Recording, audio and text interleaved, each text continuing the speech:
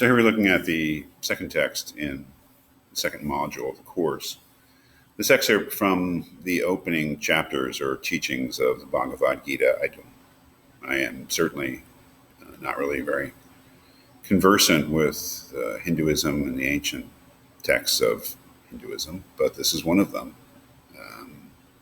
If you want to look it up and look further into it, it's well worth doing. But it's an ancient text from the Hindu tradition in India, and philosophically and metaphysically, it's way advanced, one might say, part of the brilliant philosophical tradition of India.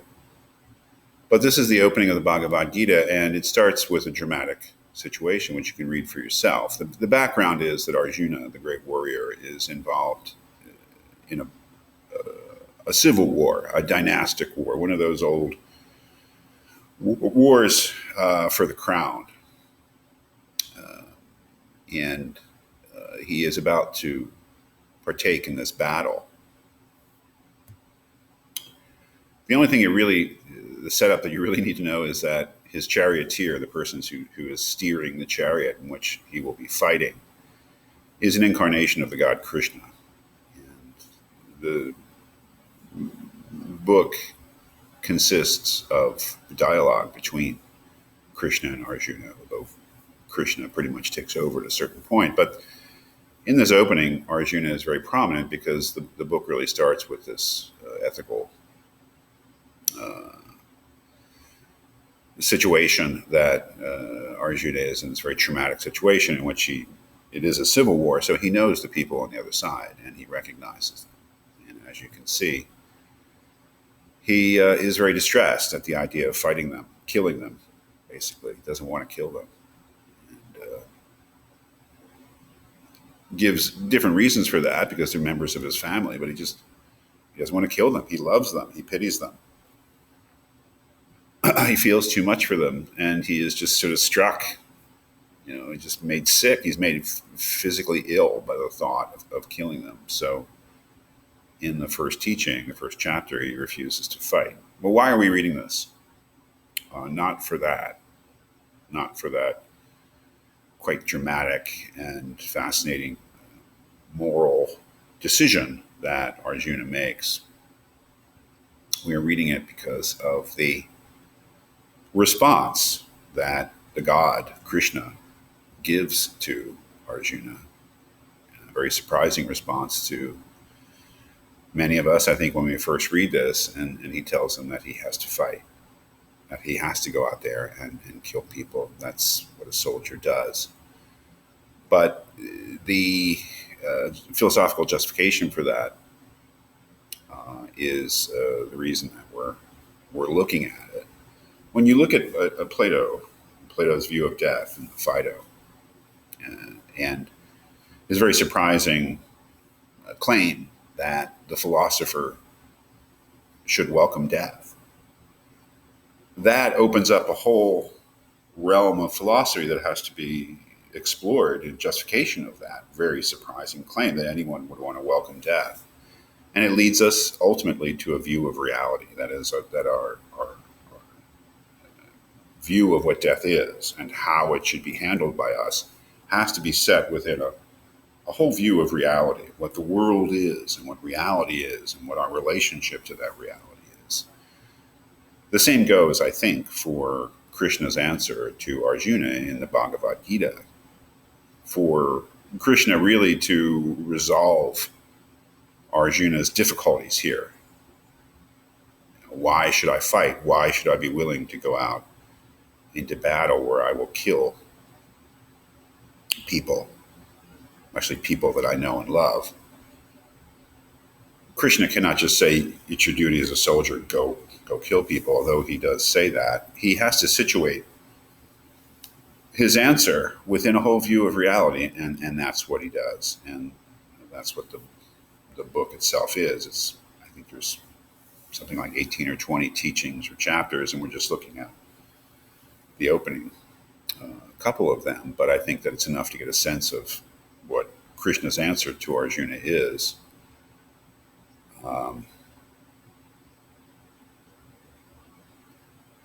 And here is where it really begins. Krishna says to him, "You grieve for those beyond grief, and you speak words of insight. But learned men do not grieve for the dead or the living." It's a clue that you learned men, people who with understanding, they don't grieve for the dead. Well, why? He continues and says, "Never have I not existed, nor you, nor these kings, and never in the future shall we cease to exist." Now, we may at that point begin to associate what we know about Hinduism and reincarnation, and I don't want to get into that details of it. I think that the most important thing here for us in the link with Plato is that Krishna is saying that the soul is eternal. It's always existed. It always will exist. And this throws into an entirely different light the significance of partaking in the battle and killing your enemy in battle. It is certainly a reincarnation idea, but I don't think that that's what we need to focus on. What we need to focus on is just the bare claim that the soul has always existed and it always will exist, no matter what happens on that battlefield to anyone. He continues and says, "Just as the embodied self enters childhood, youth, and old age, so does it enter another body. This does not confound a steadfast man.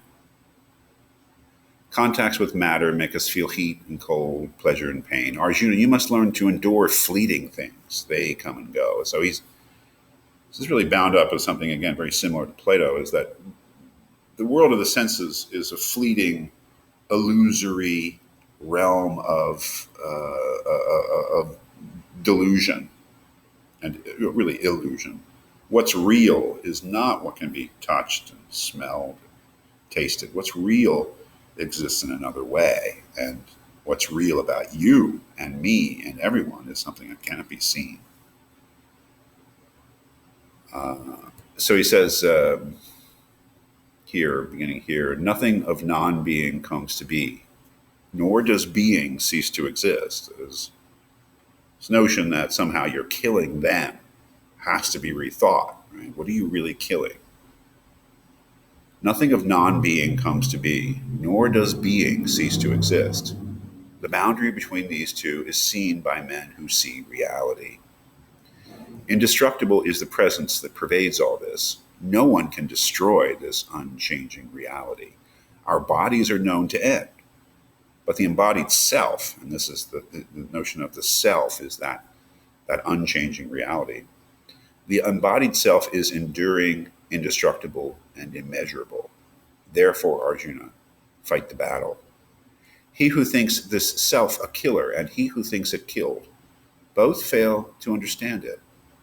It does not kill, nor is it killed." Tremendous answer. I mean, nothing could be more dramatic philosophically than to say to a soldier who's about to go into battle and risk his own life and kill others, to say, you're not really killing them. You're killing their bodies. They're not really dead. It's just their bodies are dead. It's quite dramatic. I really can't think of anything in my reading of philosophy more dramatic than the God Krishna telling the soldier, it doesn't really matter. I mean, it matters, but it doesn't really matter. Because the thing that really matters about you and me and everyone else is something that could never be killed in battle. He continues and says, "It is not born, it does not die. Having been, it will never not be. Unborn, enduring, constant, and primordial. It is not killed when the body is killed." Arjuna, when a man knows the self to be indestructible, enduring, unborn, right? Unborn, it never can die because it's never been born. Right? It just is. Whatever connection we have to reality itself, whatever part of us connects up to it, that is eternal.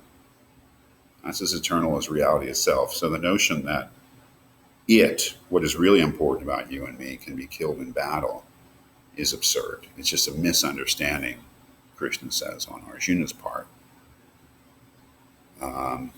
Arjuna, when a man knows the self to be indestructible, enduring, unborn, unchanging, how does he kill or cause anyone to kill? I mean, the whole thing becomes absurd. And that is the fear, the reluctance to kill in battle. He's not telling people just go out and kill people. It doesn't matter. That's not what he's saying. But he is saying, as a soldier, your duty is to fight the battle, which means risking your own death and attempting to kill others. But this needs to be seen within the context, again, of the larger reality in which we're all part. And that is that ultimately the death of a body is not a big deal because the embodied self, he is saying, is something that cannot be killed and will have a further and what's more internal career, you might say. As a man discards worn-out clothes to put on new and different ones, so the embodied self discards its worn-out bodies to take on other new ones. And here's the part that really got me and in a certain sense helped me understand what Plato is about in the Phaedo. And Krishna says, weapons do not cut it, fire does not burn it, waters do not wet it, wind does not wither it. It cannot be cut or burned, it cannot be wet or withered.